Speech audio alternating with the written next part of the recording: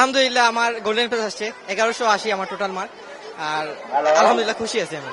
আমি প্রথমে ভেবেছিলাম যে কয়েকটিতে এ প্লাস আসবে না, কিন্তু দেখি হ্যাঁ সবগুলাতে জিপিএ 5 চলে আসছে, গোল্ডেন চলে আসছে। আমি খুবই খুশি। আমার এত খুশি লাগতেছে যে ভাষায় প্রকাশ করার মতো না। আমার রেজাল্ট পাইতে 30 মিনিট লেট হয়েছে, যখন আমি বলছি যে আমি জিপিএ 5 পাইছি, আমার মা বাবার যে রিয়াকশনটা, এটা সারা জীবনের মতো ভুলার মতো না। আসলে অনেক ভালো লাগতেছে। এই রেজাল্টের আগে আমরা তেমনটা আশা করেছিলাম না, যে আমরা মনে করেছিলাম রেজাল্টটা তুলনামূলক আরো খারাপ হবে, তবে রেজাল্ট আসার পর আমরা সবাই সারপ্রাইজ, আর আমরা সবাই ভালো লাগতেছে। হ্যাঁ আলহামদুলিল্লাহ ভালো লাগছে, আমি গোল্ডেন এ প্লাস পেয়েছি।